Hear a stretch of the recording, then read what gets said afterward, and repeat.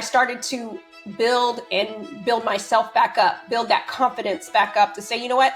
I belong in every room I enter, but not every room deserves to have me. I'm the asset, right? So everybody forgets sometimes when you're in these very toxic environments, remember that you're the asset. And I think we can reframe what success looks like until it's time for us to leave, or until our child graduates college, whatever your thing is, right?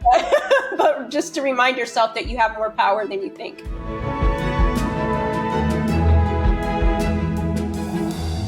Family, today we welcome Minda Harts. Minda is a force of transformation in the workplace. She's CEO of the Memo LLC and an author of 3 groundbreaking books. These books include The Memo, What Women of Color Need to Know to Secure a Seat at the Table, and Minda has become a leading voice in workplace design. Her work with companies like Google, Nike, and JP Morgan Chase demonstrate how deeply her message resonates across cultures, across genders, across the workplace. And what makes Minda's approach so powerful is her ability to combine hard truths with practical solutions, helping professionals not only navigate changing workplace dynamics, but thrive within them. Our conversation today is going to explore trust in the workplace, self advocacy, and how to build careers that reflect our full potential and worth. Welcome, Minda Harts. Minda, I'm so happy to have you here today. Wow, everything that's going on in the world, and you're giving me your time here. I guess you must consider this conversation an important one for you, huh? So important. It's an honor to be here with you. I'm here because of you. So thank you for having me. Well, thank you. Thank you so much. You know, the journey toward becoming the champion for all the people in the workplace often begins with personal experiences. Share some of those pivotal moments that navigation through the corporate world really sparked this powerful mission that you're on now. It's a mission I understand to be transforming workplace culture and helping others find their value. It's a mission that everyone can enjoy and learn from. Teach us. Yes. Well, it's funny, JBH, that I'm here. I'm a first generation college student and first person in my family to work in corporate America. So I was really excited to enter into this space because my first salary was more than my parents had made combined, right? So I felt like I was really doing something special and role modeling to my younger siblings what good could really look like with no ceiling, right? And when I got into corporate America, I thought we worked in a meritocracy, meaning that, if you do the things, you get the things. Doesn't matter, how you identify, how old you are, just you rise to the top. And I realized that actually there's a lot of workplace politics, and you might be the best, you might be a shining star, but you still may not get the things that you feel you're deserving of or that you have the talent to do. And I think for me, I was a consultant, and I was one of the only women in the industry, and out of 80 consultants. And so you can imagine how isolating that was. And, for a while, I entered into the space with a voice roaring like a lion, like ready to kick down the door. But eventually I started to lose my voice in that setting just because I didn't feel like I belonged. And I think that's a feeling that a lot of people may feel when they enter a space as the only or one of few. And so I realized, you know what? This shouldn't be this way. Let's figure out how to make the workplace work for everybody. I love that so much. And, your information, your content, your teaching is really relevant to everybody. And I can't think of anybody who can't use it. For instance, your book, The Memo, addresses specific challenges women of color face in professional settings. Yet it can be transferred to be helpful to anyone who's open to learning those messages that you're teaching, and oftentimes from your own experience, as you just alluded. Minda, what propelled writing this particular book when most career advice literature overlooks these experiences? Yeah, I'm an avid reader, and I kept reading books that just didn't feel as if they were speaking to me. And I felt like maybe if I'm feeling this way, maybe there's others that feel this way too. And so Toni Morrison said, write the book you want to read. So I wasn't quite ready for a book, but I started writing a blog while I was in my former life, and it was called the Monday Memo. And I would write about career tips and tools, about how we navigate certain spaces that we might feel are a little challenging, and how do you have those conversations? How do you advocate for yourself? And not from a woe is me place, but from a how do I get the best out of myself and then let my colleagues know what I need, what good looks like to me. And I just started this Monday blog. You know, some of your family members listening will say, might think, oh, that's an archaic thing. Yeah, the blogs, right? I started a blog, and the blog turned into my first best-selling book called The Memo. And it really was a collection over the years of things I wish I would have known to have a little bit easier in the workplace. Well, when you say it's a best selling book, that means that readers have responded to finally seeing their workplace realities acknowledged and validated. Let's look beyond the workplace buzzwords like diversity and inclusion. Let's talk, Minda, about companies having adopted things in the past that help them to discover and actually create environments along with you where all of their employees can thrive. What overlooked factors make the biggest difference in creating genuine workplace enjoyment, equity for everyone? Yeah, you know, you make a really great point, because the reason why the book did so well and is still doing so well for people is because we realize that we do want the workplace to work for everybody. And I can't show up and be the best manager if I have people on my team that I may not understand their full lived experience, but I want to, right? The book was popular because not just women of color read it, but their managers, their peers, right? And I think each of us, the overlooked thing is if we want to make a workplace work, then we have to engage with people that may not look like us, that may not be born in Texas like we were, or Chicago, right? But at the core of it, we all want the same thing. We want dignity, humanity, and respect in the workplace. And I think sometimes all of those other things get in the way. And we have to get back to how do we restore respect and humanity in the workplace? And I think that's where I come in. That's where you come in, right? Reminding people that there's room at the table for everybody's contributions. And it's been exciting to work with so many companies who value every single employee. And very often it's not, I would say most often, it's not what's wrong with them so much as how do I help to articulate my path forward in a way that they can understand me? Yep. And how do I encourage that we're building protocols that allow us all to be understood? I think that's what's so special about your writing and why so many people have really embraced it in a way that I'm sure surprised you. Absolutely. When I wrote my blogs, and then it made it into a book format, I was shocked how many people were reading it. And again, not just people who look like me, but people who want to learn. And even today, I got an email from a woman who said, I know that I might not have been the core audience for this, but this is just good career content and relationship building. And I wish that I would have had this sooner. So I think, again, if we can remove barriers for people instead of create more, that's how we make the workplace work. And when we read other people's books, we get to say, oh, that's what Minda's experience is like. I don't have to have that same experience, but now I'm aware. So when these barriers do pop up, I can be part of the change. And you certainly are a part of the change, Minda, because I was sharing with a group of women that I would be talking with you on this podcast. And one of them asked me, I know that she's writing a lot of times for Black women, and she's a white woman up from a mountain area. And like you, she's a first generation college graduate for her family. And she said, your book, the one you wrote in 2021, Right Within, meant so much to her. And even though you were exploring healing from racial trauma in the workplace, she says, it just expressed so much of what she had experienced being a person from the mountains and rarely had any language to fully process that for herself. How is it? I mean, we're not going to go into age or anything, but you're still a very young woman. How has your understanding of workplace trauma evolved through researching and gathering this countless stories that are being reflected to so many people? And before you answer that, I'll just tell you there's another author who people tell me often they learn from, and he really gets them, and that's Tyler Perry.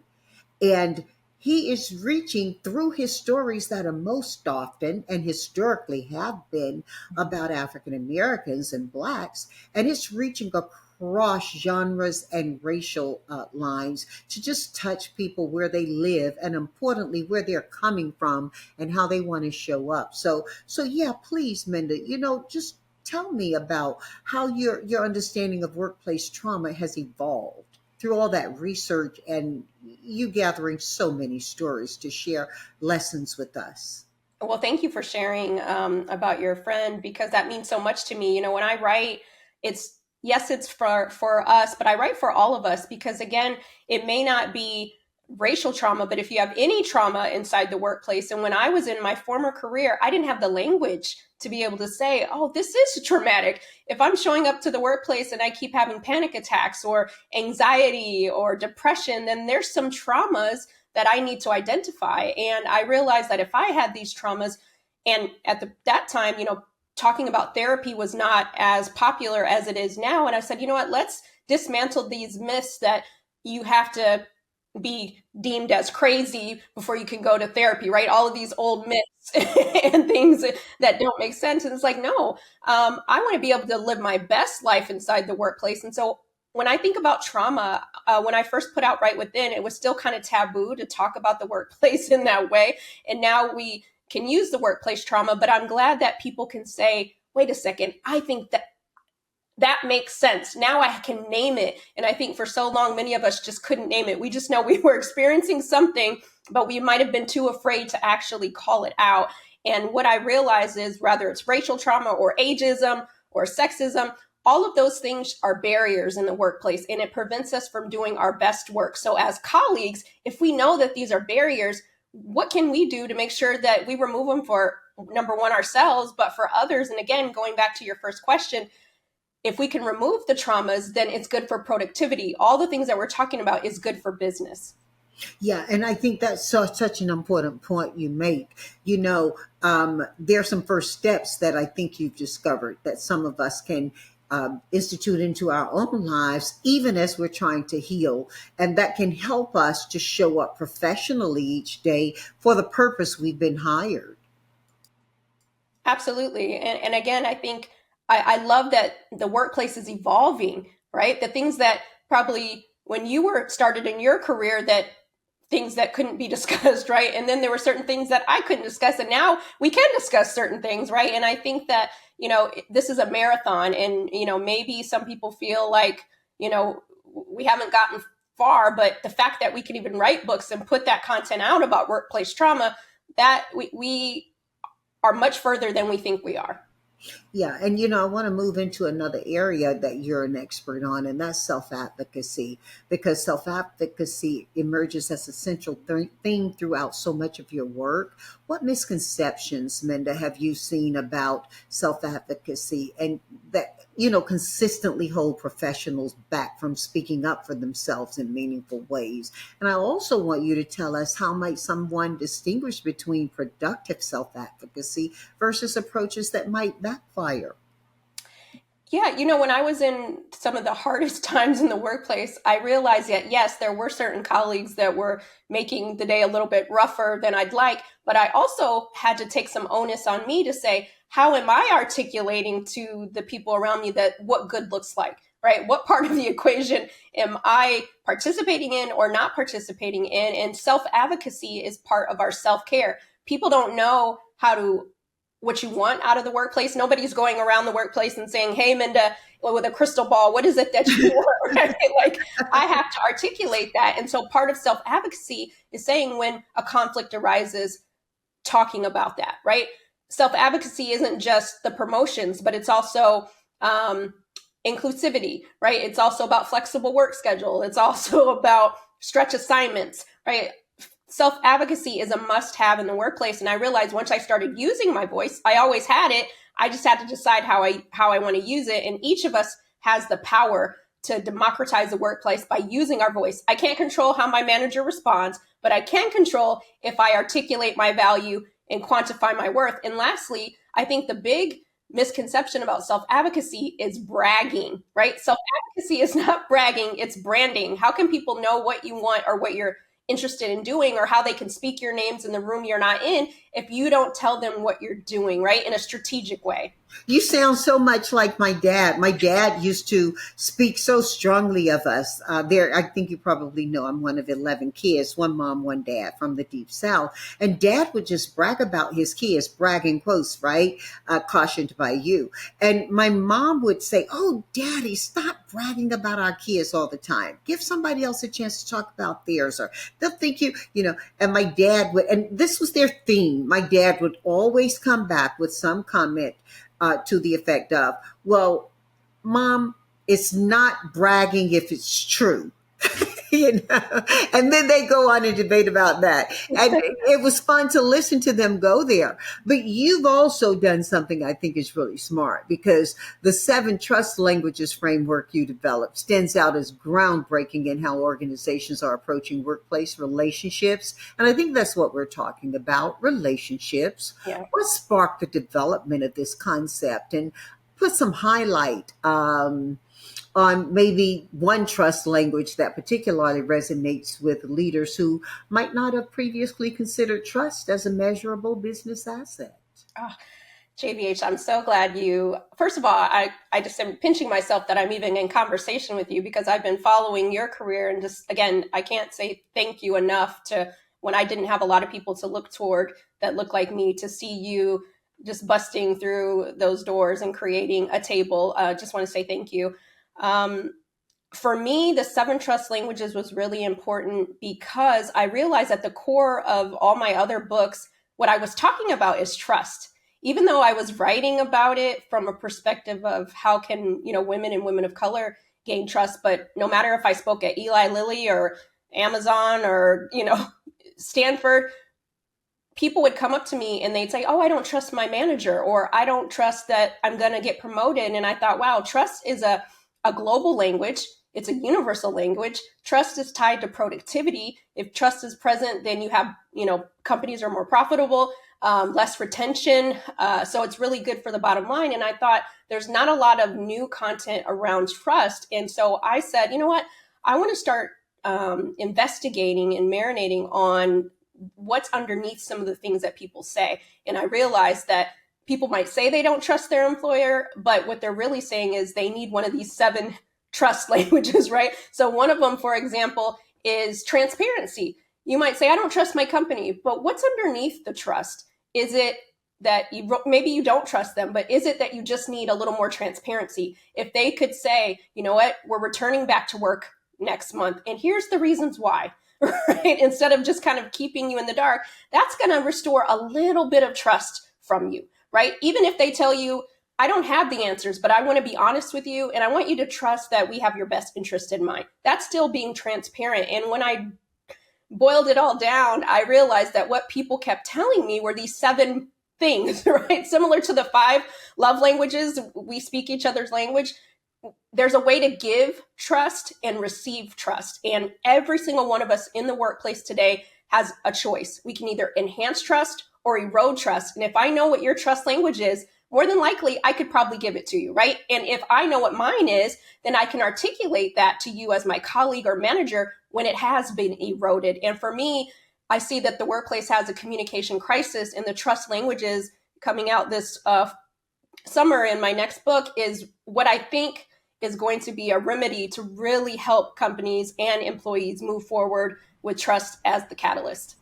I love that so much. And we're in such pivotal and changing environments right now in our markets, in our way we work, as well as communicate. AI is taking a big lead that is having a lot of people mistrust decision making or even their own security in their workplace. So people are coming from a lot of places where, it's not just, or it's not simply always about whether they are upskilling or reskilling at all levels in the organization to continue to be an asset to their companies. Sometimes it's just that they're seeing a pivot be something that is changing away from the promise made to them.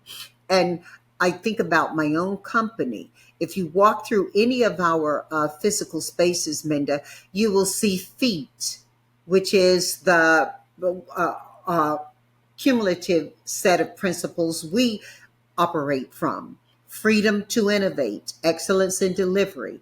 Everything and everyone matters. Invest the time to understand. And we talk about that at length. When anybody joins our company, we talk about that throughout meetings or new initiatives. It is just so core to how we operate. And the thing that people really lock into when they first join us is freedom to innovate. And, we express it in this way: you've got to be free to err if you're going to be free to innovate. And the freedom of it allows you to catch it, allows other people to catch it, and to correct it before it impacts the customer or it impacts the other organization, inside the company. So I think it's really important we're thoughtful about how people speak and how people interpret what is being said to them. There are some professionals listening to you right now who recognize trust has been damaged in their workplace, whether it's in their immediate team or across their entire organization. We talked about all of the changes that are going here. You and I have alluded to that. So, what practical approach could be implemented immediately to begin rebuilding foundations for trust? And how can these people do this inside of organizations without going off on their own, yet still exercising freedom to innovate? I guess what I'm asking you is, how might the approach differ depending on whether the trust breach was systemic or interpersonal? Yeah, that's a great question. So, what I would say to individuals is, unfortunately, trust could be there at 10 a.m. and be gone by 10:17, right? It's that fast. And people, I don't think anyone goes around the workplace saying, how can I erode trust with everybody today? I don't think anybody shows up that way, but it happens, right? And oftentimes when it happens, we don't have the language to be able to um, let somebody know that. And I think for starters, individually, let's figure out where the truck's breakdown happened, right? And when that happens, then we can root the situation in facts if we decide to have a conversation. There's a statistic that says 80% of people will leave a job they like, but once a conflict happens, they just leave without having had a conversation. And so I would encourage everybody listening that if you love what you do, you've worked really hard to get there, that you won't walk out of that door without trying to see if trust can be restored, right? Letting people, at least giving them the opportunity to do right by you. I think if you let people know, obviously there's some people who can be defensive, but if we root the conversation in fact, having the facts, right? Not making it about our feelings. I felt like you did this. No, at 10:52 in Zoom room 10, you said X, Y, and Z. I'd love to explore that. I don't want to assume what you meant, right? Giving people the opportunity to say that. And I think that's what we have to encourage, that having courageous conversations at work is the norm, right? Instead of just avoidant and sweeping them under the rug. And those things can happen. You don't need $1 million initiative for that. You have your voice, right? And also, too, think about the people that you work with. Maybe you're not the one to have that conversation, but you have some relationships that you could start to build who could have that conversation on your behalf if you're uncomfortable. So I just want to encourage people, we have more power than we think, but people can't do right by you or try to restore your trust if they don't know that there was a breach. Yeah, and to the point of not knowing there was a breach, oftentimes if we flip the script, because many of the people listening are leaders in their organizations or their own companies, you're not aware that people are interpreting something as a breach or that anything's wrong. You're Right. going along.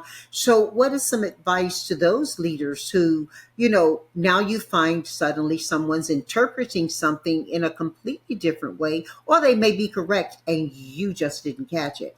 How do you bring honesty into a conversation about trust when a breach has occurred?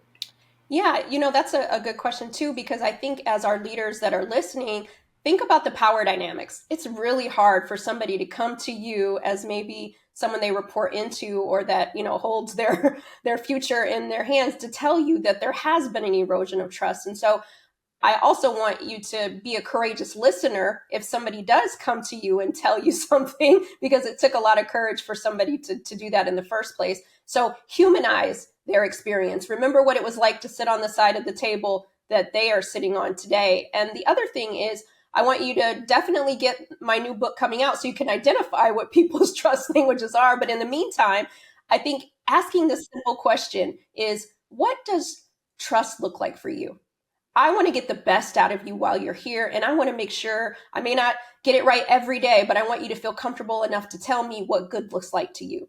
And I think if we just open up those barriers and understand the expectations, because you mentioned a trust gap, it's the expectation gap too. If you can understand what someone's expectations are, then you can also have some level playing ground to say, okay, here's the baseline for which we do work in our communication. And I do believe if leaders would initiate that with their team, because you might have your go-to people that are like, oh, they trust me. But think about the introvert or the person that doesn't have the relationship that you have. How do you get the best out of everyone on your team? And it starts by asking them what they need to be successful.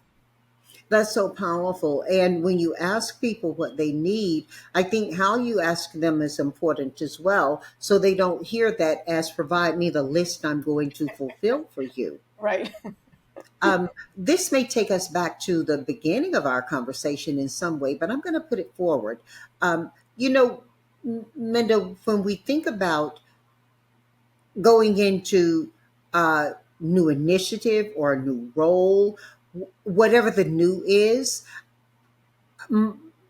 consider this. Years ago, my sister Sandy suggested to me that I rinse my fears. And I said, what do you mean, rinse my fears? She had gone into a corporate environment. Now, hers, after a very high culture corporate environment in New York, placed her into a transition as a leader in a quite famous entertainment company, music industry. And everybody knows Motown.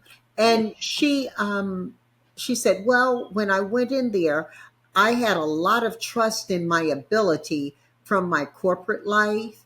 I had a lot of fear going into what she thought was going to be a very different environment. And I'm sure many people experience that. It's not just the job change, it's the environment change. So here's the question. How do you recommend people rinse fear before they go in to help them mitigate or prevent interpreting trust issues, interpreting issues as issues of trust versus issues of personal comfort or imposter syndrome? Ooh, that's a meaty question, and I'm ready to take the bite of it. And it does go back to our conversation similar to Right Within, right? Part of it is understanding what are some of our triggers, what are some of our traumas that we've experienced in other places or current places, and saying, okay, I might have had a situation in the past by not trusting, but is that the case here? Right. And Erica Badu, she had a very popular song called Bag Lady, right? And the line says, one day all those bags going to get in your way, so pack light. And I feel like part of it is to what your sister said, rinse your fears, is pack light going into a new environment. You know, give it a chance to say, let me drop off the baggage that I might have had with others or with myself or situations, and give people an opportunity. When I was writing my book, I was talking with a former consultant, and they said, every day I start with a full cup of trust until somebody starts to make me pour it out. Right. And I would encourage everybody to do that, is start with a full cup of trust. But first, make sure that we're doing the things to heal ourselves so that when that good environment comes, when that good manager comes or that promotion comes, that you're ready to activate and execute, and that you're not all bogged down by, former trust issues, because everything isn't a trust issue. It goes back to what's underneath it. Is it that you just need a little more acknowledgement at work? Or, is it that you just need a little more follow through? Let's get underneath what the things are before we automatically run and say, I don't trust something. And then when we land in a place where we think, yeah, okay, this does deserve my attention or my care around it as an issue of trust, is there something formulaic that you do to approach it. I did hear you earlier say, you may have an advocate or someone who can, speak up for you. At certain levels, you need to be speaking up for yourself because the conversation isn't going to be had with someone else, given the responsibility that leadership has to treat your employment personal to you where issues are concerned. Absolutely. I think it goes back to self advocacy. And regardless if you're entry level or you're the president of the company, we're always going to have to advocate for ourselves. And again, if we would want, we have to put ourselves in someone else's shoes. Maybe they didn't mean to erode your trust, but they keep doing these things. And now it's part of your self care to say, hey, this is what's going on. And I wanted to make you aware of that because I do believe if you tell somebody at least what your baseline is or where the trust might have, where the breakdown in communication is, right, then maybe they might be able to help solve it. But if they don't, that's also intel to know, is this the space for me to grow? And I think you win either way, but we can no longer just not have what we deem as hard conversations. We need conflict resolution tools in our toolkit so that we can move forward, because again, every day we don't say anything or don't try to problem solve, then that's another day that impedes upon our mental health and our productivity. And when you ask the question, is this a place where I can grow? Is this a place where I can thrive?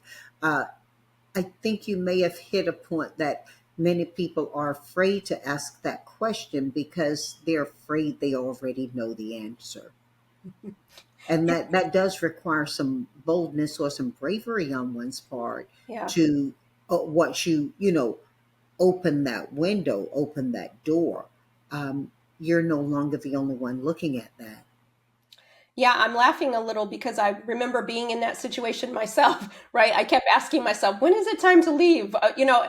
Do I need to, see a twinkle in the star and this, that, and the other to happen before I go? And I knew the answer that this space was, I'm only surviving at this point, right? I'm not thriving. And I did have to make the courageous step to choose myself and say, hey, if this job hired me with the skill set I have, think about what I could do somewhere else where I'm not oppressed or bogged down, with office politics. And I think again, it goes back to that fear. And I would ask everybody to let your curiosity for what's on the other side be bigger than your fear.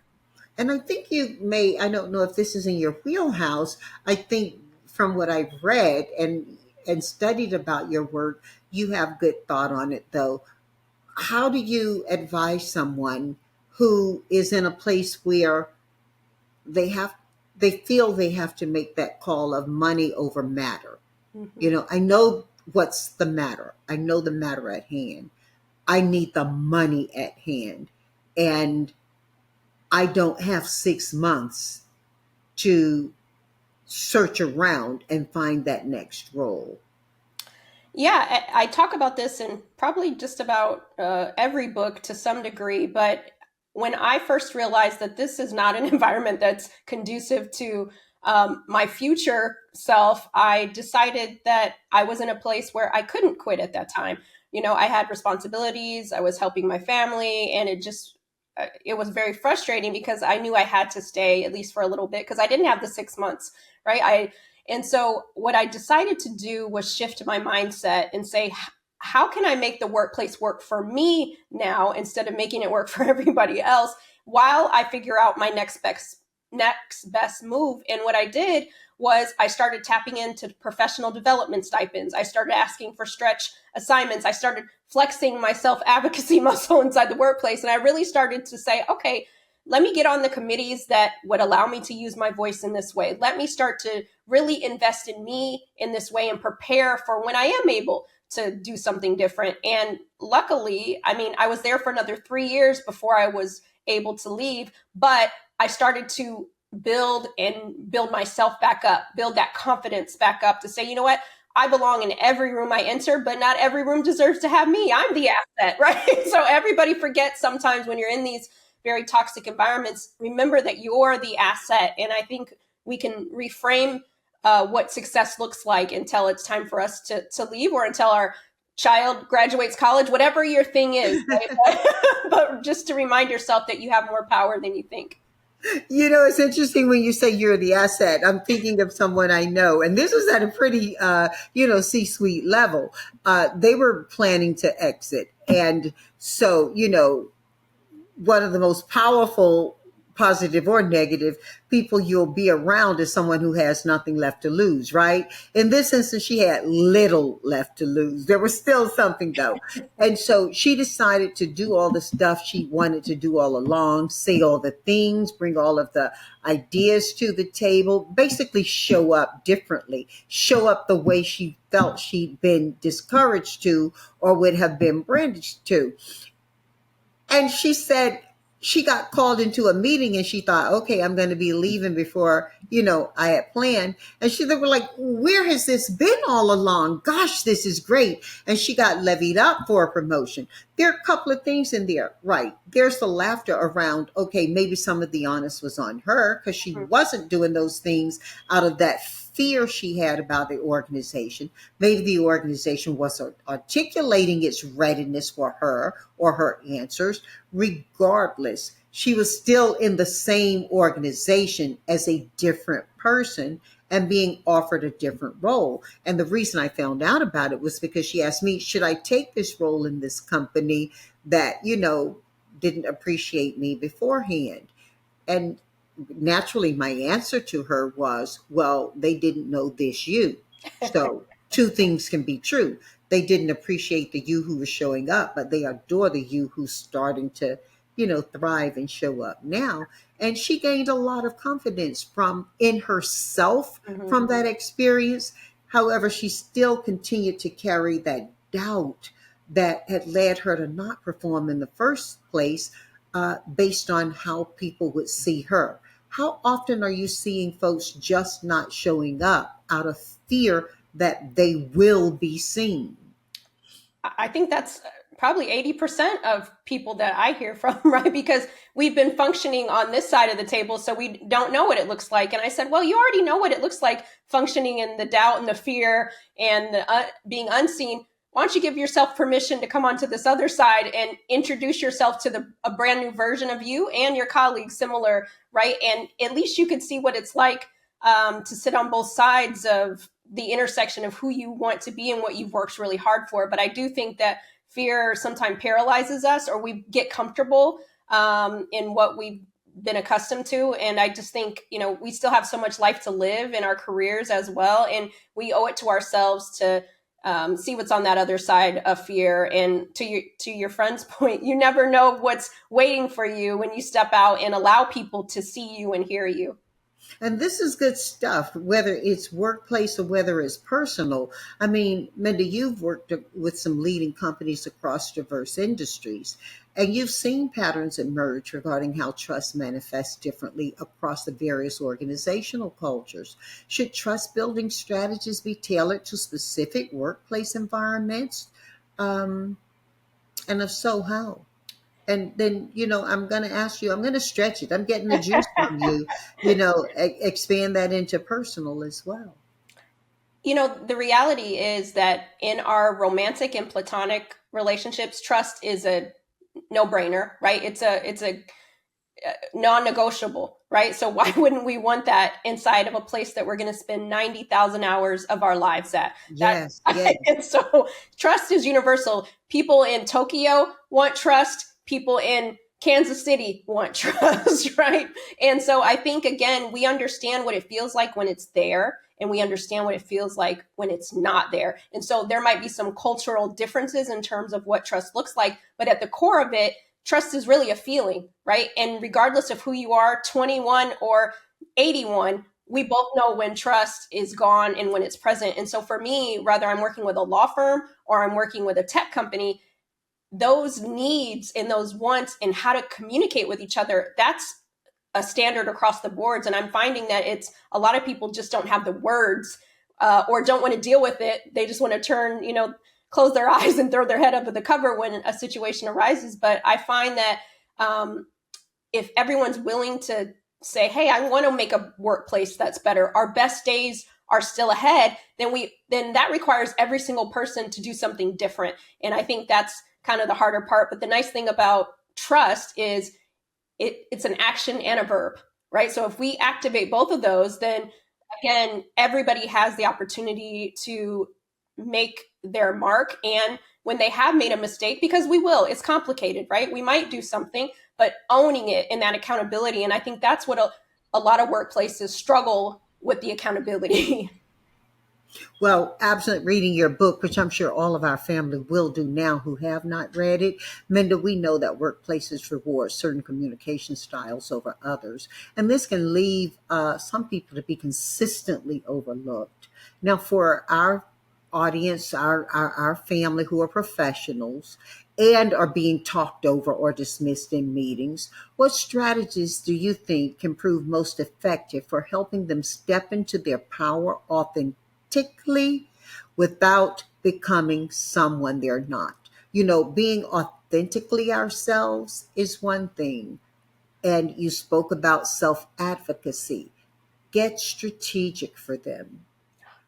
Listen, strategy is so important, and we're not saying just ask for anything. Make sure what you're asking for is also tied to the company's bottom line so that they see it as a win as well. And what I will say is, a lot of people may not know this when I'm speaking at a company or in my books, but I'm an introvert, right? So if I can get out there and use my voice, then everybody else can too. And but we don't have to do it like somebody else. You don't have to do it like your colleague. You don't have to do it like somebody on TV, but you have to figure out, how do I use my voice and what does it look like? For example, uh, when I realized that I can't advocate for myself or others can't advocate for me if they don't know me, right? I can't just come into work and then go home and expect that people are talking about, saying my name in the rooms that I'm not in. I had to go to the break room birthday parties. I had to go to the happy hours, but I didn't have to talk to every single person. I was strategic. Who in this room do I need to have conversation with? One or two people that are decision makers, and build authentic relationships, right? And I think sometimes we get so much in our head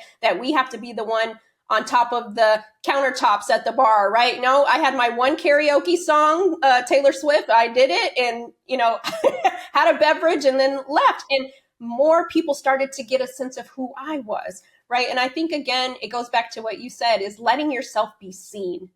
Letting yourself be seen goes a long way. And again, you don't have to be the loudest in the room, but be the most strategic in the room. Yes, and when you're talking about in the room, let's be clear.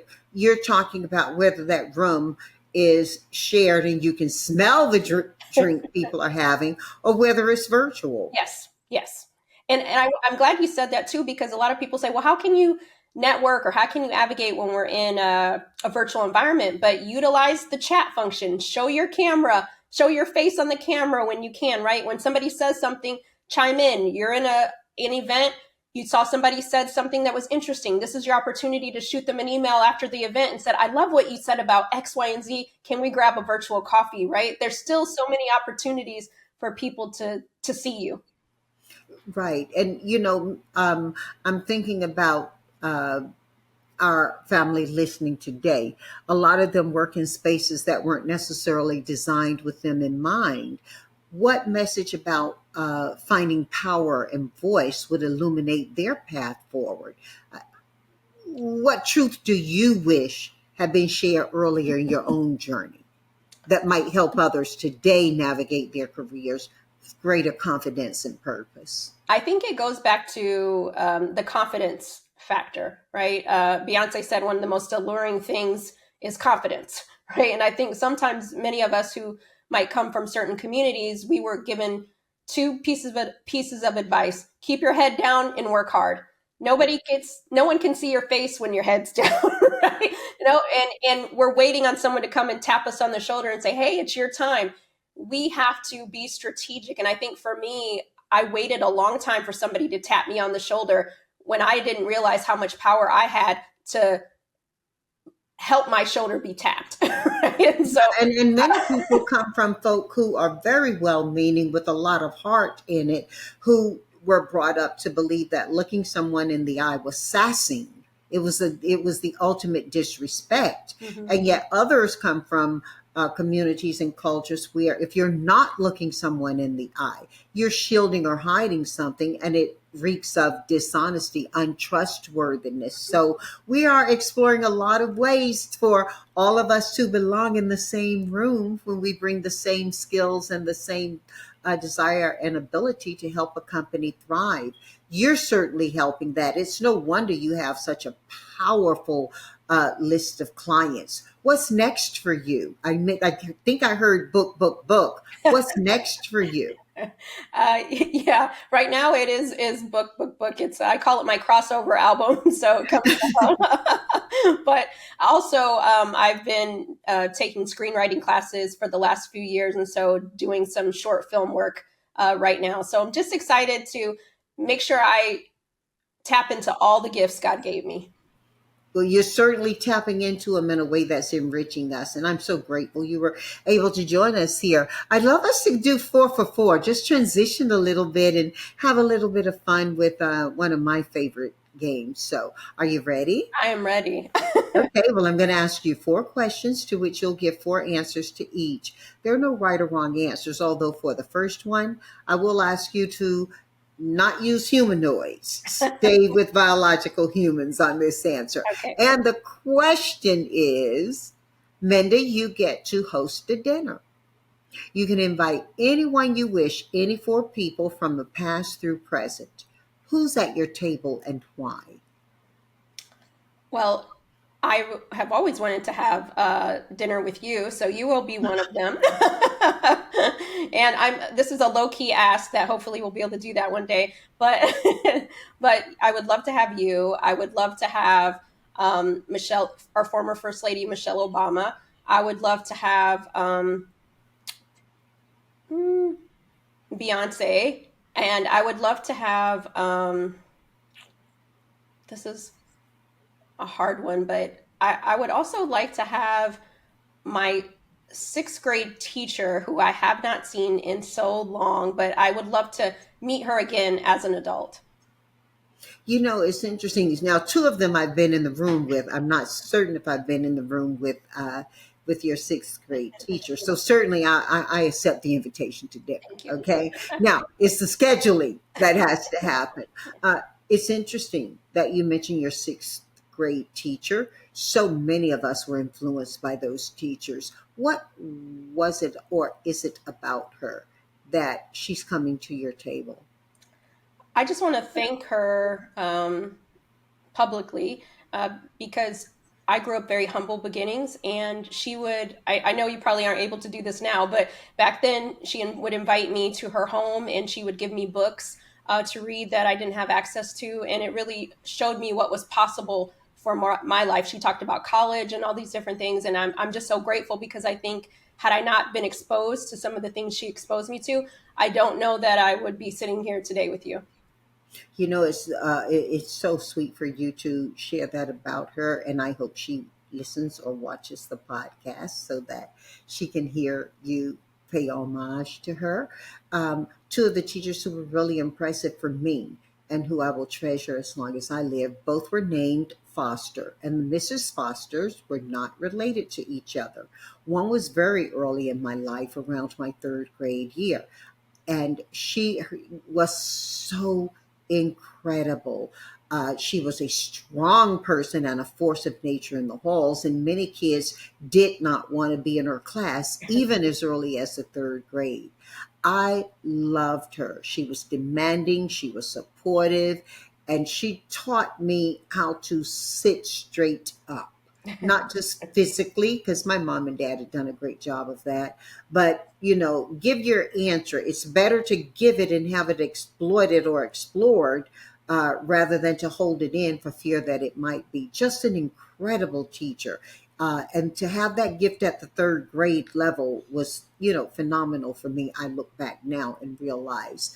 And the second Mrs. Foster, Minda, was I.S. Foster. She was from South Carolina, Hmm.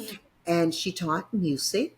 She told me that I could be a soprano, but she thought I'd be a really rich alto. if I stopped singing up high, because you got to think about what we were listening to during that time, and so Motown and everybody, the women had high voices, and so I was singing up there with Diana, but she thought I was better placed where Mary was, and she just helped me to appreciate the beauty and richness that song and music can bring into one's life in a different way than I had before. Um, I remember her curls bouncing so much as she played piano. And she invited me to South Carolina to visit her in her home and to go to a concert there. And it stayed with me all these years later. Now, I'm in uh, Los Angeles. I'm going downtown to a concert, and I'm thinking, I'm an orchestral concert, and I'm thinking, oh wow, this is taking me back. She was sixth grade, Mhm. taking me back to the sixth grade when I had Miss I.S. Foster take me into a concert hall and have me listen to music and teach me how to listen to it all those years later.